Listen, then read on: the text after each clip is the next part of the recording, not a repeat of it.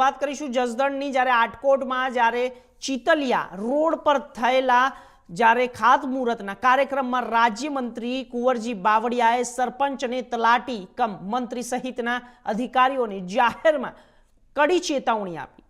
કુંવરજી બાવળિયાએ જણાવ્યું કે છેલ્લા 6 મહિનાથી ધીમી ગતિએ ચાલી રહેલા વિકાસ કામો પર ચિંતા વ્યક્ત કરતા તેમણે દર 10 દિવસોમાં પરિણામ નહીં આવવા પર સંબંધિત અધિકારીઓને પરિણામ ભોગવવાની કડક ચેતવણી આપી છે। મંત્રી બાવળિયાએ કડક શબ્દોમાં જણાવ્યું કે હવે મને 10 દિવસના કામ પરિણામ જોઈએ। જો કામ સમયસર પૂરા ન થાય તો જવાબદારી જે તે અધિકારીઓની લેવાતી રહેશે। તેઓએ તલાટી કમ મંત્રીને સંકેતો આપતા કહ્યું કે જે તમારા કામકાજમાં કોઈ પણ અવરોધ આવે છે તે તમામને મુક્ત રાખો। 10 દિવસમાં પરિણામ મળે તે સુનિશ્ચિત કરો।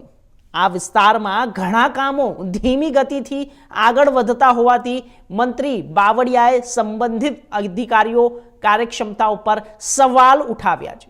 તેમણે કહ્યું છે કે પ્રગતિ થઈ રહી છે, પરંતુ તે કેળવણી પ્રણાલીમાં બદલાવ લાવવા માટે જરૂરી કાર્યવાહી કરવામાં આવી રહી છે।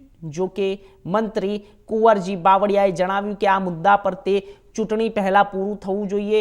તેમનું કહેવું છે કે આ કામના સંદર્ભમાં ઘાતક અવકાશની પરિસ્થિતિ સામે સમય આપવો દુશ્મન છે।